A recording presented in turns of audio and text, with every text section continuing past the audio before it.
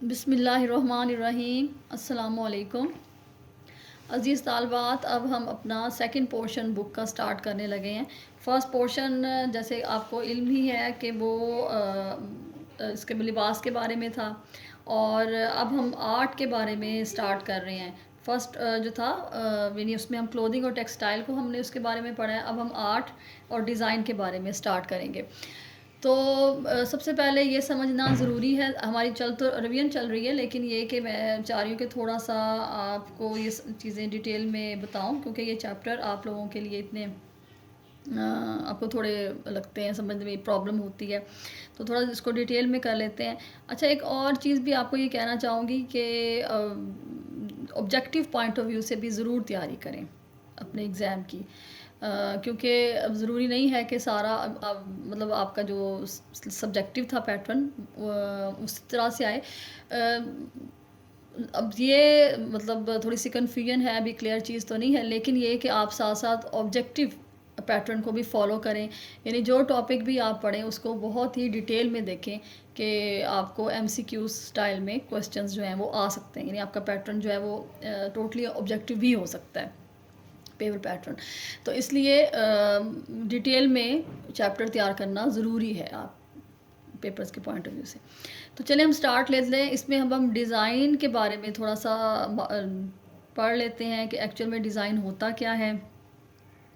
तो डिज़ाइन जो है वो कोई भी फ़नकाराना तख्लीक जिसमें हम लकीरों को, रंगों को और सतह को, मतलब डिफरेंट टेक्सचर्स को हम इस्तेमाल करें, और इस तरीके से इस्तेमाल करें कि उसको हम मुनज़्ज़म वे में, यानी इर्रेगुलर वे में नहीं बल्कि उसको ऑर्गेनाइज्ड वे में हम जब हम इन चीज़ों को इस्तेमाल करें तो उसे हम डिज़ाइन कहते हैं। और ये आर्ट का बहुत ही बुनियादी हिस्सा है। इसके बगैर जो है वो हम आर्ट का कोई कॉन्सेप्ट हमें नहीं मिलता डिज़ाइन के बगैर। तो जब भी कोई फ़नकाराना तख्लीक होती है, यानी कोई भी आर्टिस्ट कुछ बनाता है, तो उसमें ख़ुद ब खुद डिज़ाइन पैदा हो जाता है। अब ये फ़नकाराना तख्लीक जो है वो कोई स्पेसिफ़िक तो नहीं है। इसमें कोई पेंटिंग की भी हो सकता है, पेंटिंग की फ़ील्ड में भी कोई चीज़ बनी हुई, जैसे उस्ताद अल्लाह बख्श का बनाया हुआ कोई भी शाहकार हो सकता है। इसमें इवन ब्लॉक प्रिंटिंग से तैयार की गई कोई चीज़ हो सकती है, जैसे मेज़ पोश वगैरह होता है, टेबल कवर। इसके अलावा ये कि लकड़ी और लोहे का कोई भी टेबल है, इसके अलावा कर्टन्स का डिज़ाइन, कारपेट का डिज़ाइन, ठीक है, और दरवाजे हैं, खिड़कियाँ हैं, उनके डिज़ाइन। तो इवन अगर हम ये देखें कि लिबास में भी, जैसे जो होती है ब्राइड, उसका उस पे ख़ास फ़ोकस होता है और उसकी प्रॉपर डिज़ाइनिंग की जाती है उसके कपड़ों की, और मतलब ब्राइड के कपड़ों की हम बात करें लिबास में। और इसके अलावा ये कि आपके जो भी कैजुअल होते हैं, पार्टी वेयर हैं, उनमें भी डिज़ाइन होता है। तो हर फील्ड में उसमें को डिज़ाइन के बगैर किसी आर्ट की किसी भी फील्ड का हम जो है वो उसको मुकम्मल नहीं समझ सकते। तो डिज़ाइन लाज़िम व मलज़ूम है, और ये डिज़ाइन ही की वजह से वो चीज़ जो होती है वो आपको ऑर्गेनाइज्ड फॉर्म में और मुकम्मल कंप्लीट फॉर्म में आपके सामने आती है। इसमें अगर हम ये भी देखें कि जॉन डेवी, जो कि एक बहुत ही नामवर था फ़नकार, उसका कहना था कि बदनज़मी में एक मुतनासिब शक्ल और सूरत और तरतीब की वजह से जो हुस्न पैदा करना है उसको हम डिज़ाइन कहते हैं। यानी एक ऑर्गेनाइज्ड फॉर्म में आप किसी भी चीज़ को पेश करते हैं, लेकिन उसमें ज़रूरी क्या है कि हम लाइंस को इस्तेमाल करें, और हम उसको शक्ल किसी भी शेप एंड फॉर्म को यूज़ करें, और इसके अलावा कलर्स का इस्तेमाल करें। फिर टेक्सचर बहुत इंपॉर्टेंट है, सतही कैफियत। तो जब हम इन चीज़ों को इस्तेमाल करते हैं एक ऑर्गेनाइज्ड फॉर्म में, तो ऑटोमेटिकली डिज़ाइन जो है वो हमारे सामने आ जाता है। अब सेकंड इसमें ज़रूरी जो चीज़ जाननी है वो क्या है कि उसके जो एलिमेंट्स हैं, यानी डिज़ाइन बनता किन चीज़ों से है, किन चीज़ों को मिलाकर हम डिज़ाइन बना सकते हैं, ये जो उसके एलिमेंट्स हैं, उसके जो अज्जा हैं, उनके बारे में जानना भी बहुत ज़रूरी है। और वो खतूत हैं, यानी लाइंस, टेक्सचर है, शक्लो हैयत जिसको हम शेप एंड फॉर्म कह सकते हैं, और कलर। ये चार जो चीज़ें हैं ये डिज़ाइन के अनासिर हैं। इनके बगैर डिज़ाइन का वजूद में आना नामुमकिन है। आपने फॉर एग्ज़ाम्पल कोई चेयर बनाई और मतलब चेयर बनवाई और उसमें आपने उसको कलर नहीं करवाया, तो वो अच्छी लगेगी? नहीं लगेगी। और अगर आपने वो जो चेयर का डिज़ाइन जो था वो इसलिए बनाया, उसको फॉर्मल वे में प्रेज़ेंट करना है आपने या इनफॉर्मल में प्रेज़ेंट करना है, उसके लिए आप सतह का इंतख़ाब करेंगे कि उसका जो टेक्सचर है, यानी जो वुड, अगर वुड की है तो वुड की टाइप कौन-सी हो, जिसमें थोड़ी डेलिकेट लुक आनी चाहिए या थोड़ी हार्ड लुक आनी चाहिए, यानी ये चीज़ भी बहुत इंपॉर्टेंट है, टेक्सचर। फिर लाइंस के बगैर तो शेप बन ही नहीं सकती। ये तो तमाम चीज़ें बहुत इम्पॉर्टेंट हैं डिज़ाइन के बनाने में, और ये डिज़ाइन के अनासिर यानी इनको हम एलिमेंट्स कहते हैं। अगर अब सबसे पहले अगर हम खतूत की इसमें बात करें, तो खतूत के बगैर जैसे मैंने कहा कि कोई डिज़ाइन वजूद में आ ही नहीं सकता। हम शेप्स को ही इस्तेमाल करते हैं तो ही हम कोई चीज़ बना सकते हैं, लंबाई के रुख, चौड़ाई के रुख, और मतलब इवन डायगनल वे में डेप्थ के लिए, तो हमें हर इस चीज़ के लिए लाइंस का इस्तेमाल हमारे लिए लाजमी होता है। फिर अगर आप नेचर को देखें, तो नेचर में कोई चीज़ भी आपको लाइंस के बगैर तो नज़र ही नहीं आती। अपने आप को देख लें, हम भी लाइंस की मदद से ही बने हुए हैं। तो अब ट्रीज़ को देख लें, प्लांट्स हैं, ठीक है? और इसके अलावा आपके जो है इवन ज़मीन है, हर चीज़, लंबाई, चौड़ाई, ये लाइन ज़्यादा इस्तेमाल हो रही हैं हर चीज़ में, हर जगह गोलाई वाली लाइंस भी इस्तेमाल होती हैं। तो नेचर में भी आपको हर तरफ लाइंस ही नज़र आती हैं। अब लाइन जो है वो बनती किस तरह से है, तो वो हम डिफरेंट डॉट्स को अगर जब कंबाइन करते हैं एक मतलब स्ट्रेट फॉर्म में अगर करते हैं तो उससे हम एक लाइन बना लेते हैं। और इसकी वजह से हम अपने फीलिंग्स को एक्सप्रेस करते हैं, जो हमारे एहसासात होते हैं, हमारे जज्बात होते हैं, तो लाइंस की मदद से हम उसको एक्सप्रेस करते हैं। और अमूमन हमें नेचर में स्ट्रेट लाइंस नज़र नहीं आती, उनमें कोई ना कोई कर्व्स वगैरह ज़रूर होते हैं, तो बिल्कुल स्ट्रेट, क्योंकि उसमें इतनी खूबसूरती नहीं होती स्ट्रेट लाइंस में। और इसके अलावा लाइंस जो हैं उससे हमें मूवमेंट का एहसास होता है। लाइन जो है वो उसमें मोटाई भी होती है, उसमें डायरेक्शन भी होती है, ठीक है ना? और उसकी वजह से ही हम उसको इस्तेमाल करके ही हम कोई डिज़ाइन जो है वो पेश करते हैं।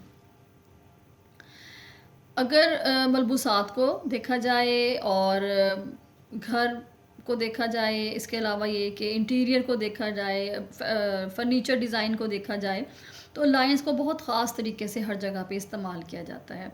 तो इसलिए इसके बारे में मालूमात हासिल करना बहुत ज़रूरी है कि इसके एक्सप्रेशन क्या हैं, इसको देख के फीलिंग्स का क्या एहसास होता है। और इसी वजह से हम बहुत अच्छे तरीके से अपने घर को सजा सकते हैं लाइंस का प्रॉपर इस्तेमाल करके।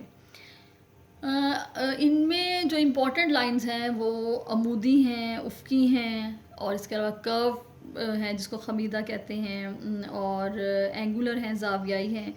तो ये डायगोनल, ये इम्पोर्टेंट लाइंस हैं। अब इन लाइंस की जो एक्सप्रेशन है, उनकी जो फीलिंग्स हैं, वो हमारे लिए बड़ी इम्पोर्टेंट हैं। फॉर एग्ज़ाम्पल अगर हम लाइन को ये देखें कि जो हमारी वर्टिकल लाइंस हैं, मतलब अमूदी जो लाइंस हैं, ये ऊपर से नीचे की तरफ जा रही होती हैं, और इससे क्या होता है, इससे हम लेंथ बढ़ा सकते हैं।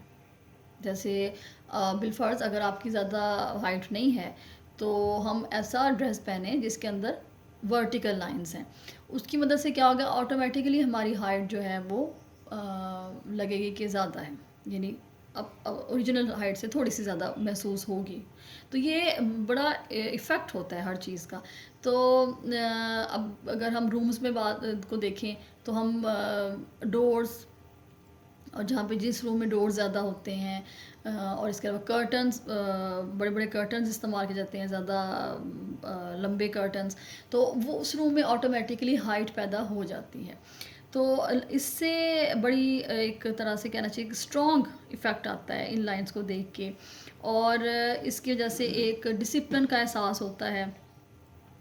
तो जहाँ-जहाँ हमें हाइट देनी होती है, वहाँ पे हम वर्टिकल लाइंस का, यानी अमूदी लाइंस का इस्तेमाल करते हैं। जहाँ तक बात है उफ़क़ी ख़तूत की, यानी हॉरिज़ॉन्टल लाइंस जो हैं, ये चूँकि जा रही होती हैं, right to left, left to right, यानी चौड़ाई के रुख पे ये जा रही होती हैं। तो इसकी वजह से हम स्पेस पैदा कर सकते हैं उस जगह पे। यानी अगर आपका कमरा छोटा है तो हम उस कमरे में ज़्यादा चीज़ें जो हैं वो वर्टिकल लाइंस वाली इस्तेमाल करें, तो हमारे कमरे में चौड़ाई का एहसास होगा और उसकी वजह से वो कमरा थोड़ा सा खुला लगेगा।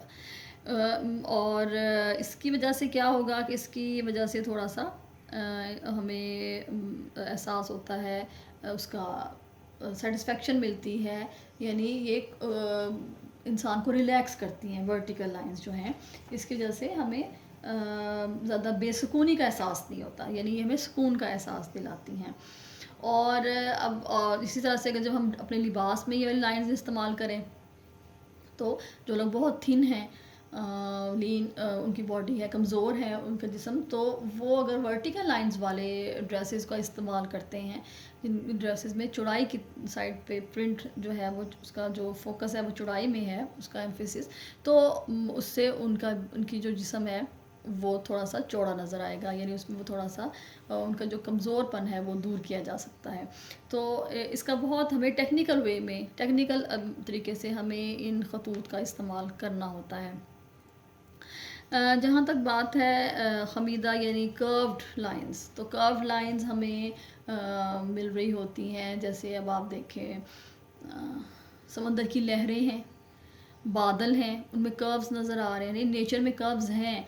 और इसके अलावा आप जो अपने घरों में इस तरह का डिज़ाइन इस तरह के मतलब डिज़ाइन के बनाते हैं बरामदे वगैरह, तो उसमें हम क्या मेहराबें यूज़ करते हैं, कर्व्स यूज़ करते हैं।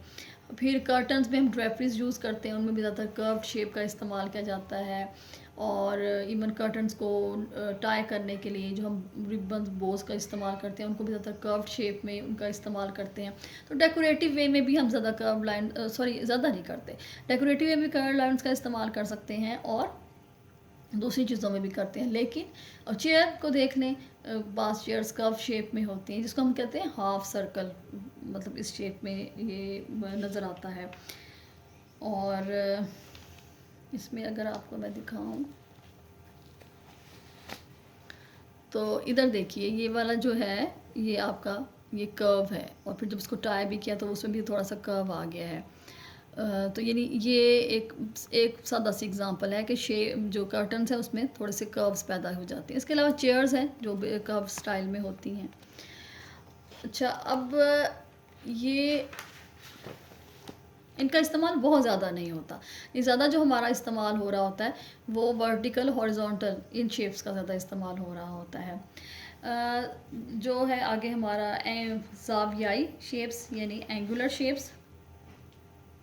तो ये खतूत जो होते हैं जिनमें एंगल्स पैदा होते हैं, ये बेचैनी का एहसास दिलाते हैं और इसमें बहुत ज़्यादा थोड़ी उलझाव भी होता है इन खतूत के इस्तेमाल से। तो बहुत कम इस्तेमाल किए जाते हैं ये खतूत और नहायत एहतियात से इस्तेमाल करने होते हैं, क्योंकि ये पेचीदा किस्म के ये खतूत होते हैं। जहाँ तक बात है तिरछे खतूत की, तो तिरछे खतूत का इस्तेमाल भी कम होता है, क्योंकि इनकी वजह से भी बेचैनी का एहसास होता है, क्योंकि ना ये उफ़क़ी होते हैं, ना अमूदी, ना वर्टिकल, ना हॉरिजॉन्टल, बल्कि ये डायगोनल उस शेप में होते हैं। और इनकी वजह से अगर तो वो खतूत जो है आगे की तरफ बढ़ रहे होते हैं, तो उनकी वजह से हमें क्या होता है, धकेलने का एहसास पैदा होता है। और अगर ये पीछे बैकवर्ड साइड पे ये जा रहे हों, तो उसकी वजह से हमें खींचने का एहसास होता है।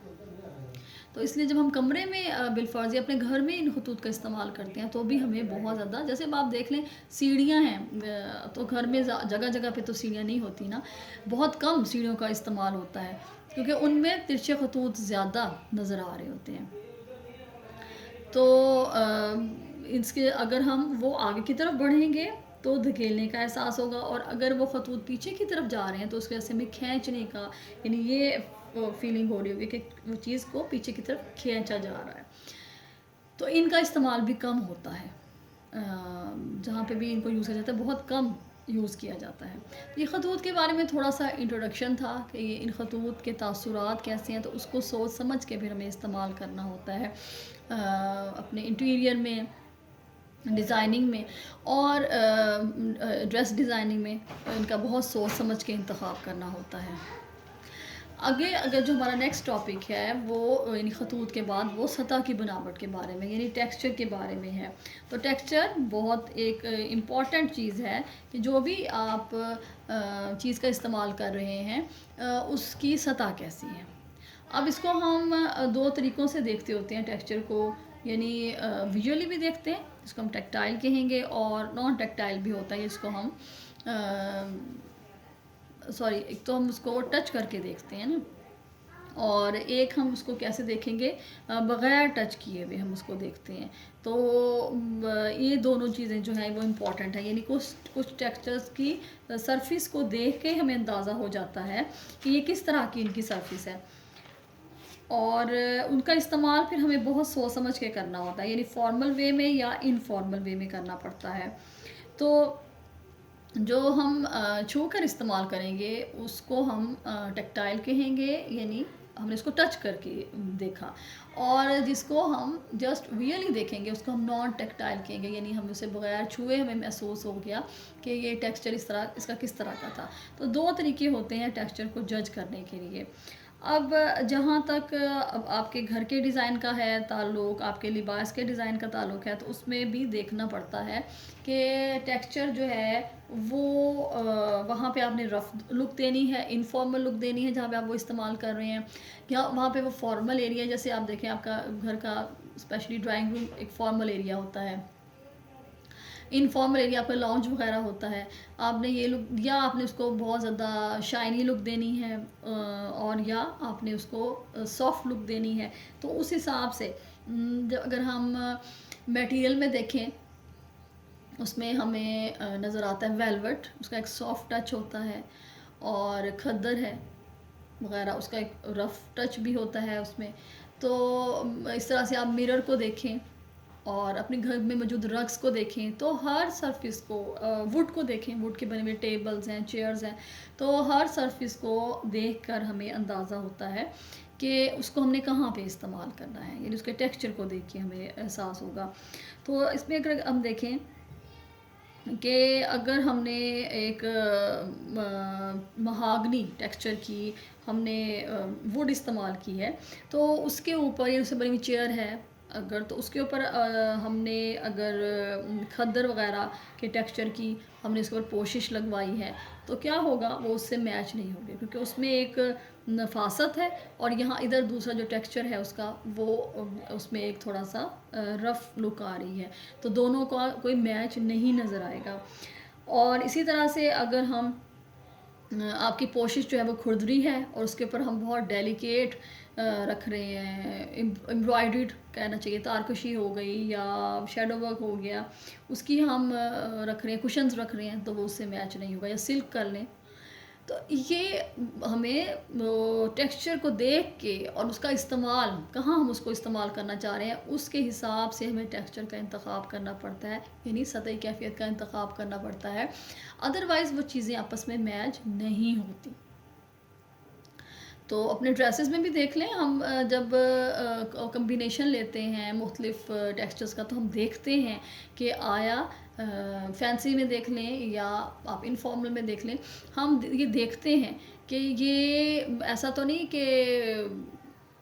एक इनकी शर्ट के लिए हम मटेरियल ले रहे हैं बहुत सॉफ्ट, और उसके साथ हम जब जो शलवार या ट्राउज़र यूज़ कर रहे हैं उसमें हम थोड़ा सा रफ़ लुक है या हार्ड लुक है, तो वो मैच नहीं होगा। तो हम जो पूरा अपना ड्रेस बनाते हैं उसमें हम टेक्सचर्स को फॉलो करते हैं कि एक ही टेक्सचर्स में वो जा रहे हों, ये ना हो कि एक अच्छी चीज़ का इम्प्रेशन दूसरी चीज़ जो है वो कम कर दे, उसको डल बना दे। तो चीज़ों को में खूबसूरती पैदा करने के लिए लाइंस के साथ क्या सोच समझ के इंतखाब करने के अलावा हमें टेक्सचर्स का भी बहुत सोच समझ के इंतखाब करना पड़ता है। जहाँ तक बात है शक्ल व सूरत की, शक्ल व हैयत की, यानी शेप की, वो भी लाइंस की मदद से बनती हैं ये। यानी हम दो या दो से ज़्यादा जो लाइंस हैं उनको आपस में हम मिलाते हैं और फिर हम एक शेप बनाते हैं। आपके सामने फर्नीचर की एग्जांपल्स हैं कि उसमें हम क्या करते हैं, उसमें भी हम डिफरेंट लाइंस को लंबाई या चौड़ाई के रुख पे इस्तेमाल करते हैं और हम उसकी मदद से फर्नीचर में भी डिज़ाइन पैदा करते हैं। तो ये इसमें हम ठोस ठोस चीज़ों का ज़्यादा इस्तेमाल करते हैं, यानी इसका लिंक जो है वो सॉलिड शेप से है कि सॉलिड शेप्स का में हम शेप्स को पैदा करते हैं। फॉर एग्ज़ाम्पल जब हम वर्टिकल लाइंस को यूज़ करते हैं या हॉरिजॉन्टल लाइंस को यूज़ करते हैं, तो हम उससे कोई स्क्वायर शेप्स ले आते हैं या हम रेक्टेंगल शेप का कोई चीज़ ले आते हैं। और इसी तरह से हम तिरछे खतूतों का इस्तेमाल करते हैं, अमूदी का करते हैं, उफ़क़ी का करते हैं, तो उसमें भी हम जैसे फॉर एग्ज़ाम्पल ट्रायंगल शेप ले आते हैं। तो कौसी खतूतों का बहुत ज़्यादा इस्तेमाल करेंगे तो उससे हमें क्या होगा, हमें उससे ओवल शेप मिल जाएगी या राउंड शेप मिल जाएगी और इसी तरह से हम उसमें सिलेंड्रिकल शेप लेके आते हैं। तो ये लाइंस को हम मुख्तलिफ वे में यूज़ करके शेप्स जो हैं वो बदल देते हैं और फिर जगह के हिसाब से हम उनका इंतखाब करते हैं कि उस जगह पे हमें कौन सी चीज़ का इस्तेमाल करना है। और मसलन आप ये देखें कि अगर हम बहुत ज़्यादा गोल शक्लों को इस्तेमाल करेंगे तो उससे क्या होगा, उससे घबराहट का मतलब बेचैनी का तो एहसास होगा, लेकिन गोल शेप्स के मुनासिब वे में इस्तेमाल करने से एक तसलसल भी पैदा होते हैं, एक कंटिन्यूटी का एहसास भी होता है और चीज़ों के मुकम्मल होने का एहसास भी होता है। और इसी तरह से जब हम चौकोर चीज़ों का इस्तेमाल करते हैं, फॉर एग्ज़ाम्पल आपका सोफ़ा सेट है, उसके ऊपर आपने कुशन्स रखे हुए हैं, तो अगर हम चौकोर स्टाइल के कुशन करेंगे इस्तेमाल, तो ज़्यादा यानी सारे चौकोर में हैं, समझे स्क्वायर शेप में हैं सारे, तो क्या होगा, उकताहट हो जाएगी। वैरायटी पैदा करने के लिए हमें दरमियान में कोई और शेप डालनी होगी। वो शेप क्या होगी, वो ट्रायंगल भी हो सकती है, उससे भी उसमें खूबसूरती पैदा हो सकती है। ठीक है, तो मुख्तलिफ शेप्स को यूज़ करके हम एक जगह पे खूबसूरती पैदा कर सकते हैं, इंटरेस्ट पैदा कर सकते हैं। और इसी तरह से अगर हम रेक्टेंगल शेप्स का इस्तेमाल करें यानी मुस्ततील का, ठीक है, तो उसमें क्या है, उसमें लंबाई और चौड़ाई होती है डिफरेंट। अब जब उनका इस्तेमाल करते हैं तो उसमें थोड़ी वैरायटी पैदा हो सकती है कि हमें कोई तब्दीली का एहसास हो सकता है। मगर चूँकि स्क्वायर में लंबाई और चौड़ाई एक जैसी थी, तो जब हमने उनको इस्तेमाल किया तो उकताहट का एहसास हो सकता है, हमें वैरायटी उसमें थोड़ी सी डालनी पड़ती है। इसी तरह से जब हम तकोनी शक्लों को इस्तेमाल करते हैं यानी उसका ट्रायंगल्स को यूज़ करते हैं, तो उसमें हमें तसलसल की कमी महसूस होती है। कॉर्नर्स आ गए ना, एंगल्स बने हुए उसके अंदर, तो अमूमन बहुत कम हम तकोनी शक्लें इस्तेमाल करते हैं। और मैंने जैसे भी आपको बताया कि अगर आपने चकोर यानी स्क्वायर कुशन्स यूज़ किए हैं तो साथ में आप ट्रायंगल कहीं यूज़ कर लें। इस तरह अपने पिलोज़ में ये चीज़ शेप ले आएँ ताकि जहाँ पे आपने उनको सेट किया है वहाँ पे एक आपको वैरायटी का एहसास हो। तो शक्लों को और मुख्तलिफ यानी शेप्स की चीज़ों को इस्तेमाल करने से हम खूबसूरती पैदा कर सकते हैं और इसकी वजह से भी हमें वैरायटी का एहसास होता है। फिर कलर्स के बारे में बहुत डिटेल में मैंने आपको ये सारा करवाया और ज़ाहिर है जब आपने अपना प्रैक्टिकल वर्क किया तो उसमें भी हमने कलर्स को बहुत बहुत डिटेल में जाके इसको समझा। अब ऑब्जेक्टिव पॉइंट ऑफ व्यू से तो ज़ाहिर सी बात है कि डेफिनेशंस और कलर्स के हिसाब से कि कलर्स जो हैं वो उनके बारे में, उनकी एग्ज़ाम्पल्स के बारे में आपको जानना जो है वो बहुत ज़्यादा ज़रूरी है। और इसमें जो हम सबसे पहले कलर के बारे में देखते हैं तो वो हम प्राइमरी कलर्स को देख रहे होते हैं, बुनियादी रंगों को। जब तक आप बुनियादी रंगों के बारे में नहीं जानेंगे उस वक्त तक आपको कलर के बारे में कुछ पता नहीं चल सकेगा। तो बुनियादी रंग हमारे कौन कौन से थे, रेड था, ब्लू और इसके अलावा येलो। ये कलर्स ही मिलके दूसरे कलर्स जो हैं वो बनाते हैं। और अगर हमने ये नहीं बुनियादी रंग हो गए और अब सेकंड जो है वो कौन से हो गए, सानवी रंग।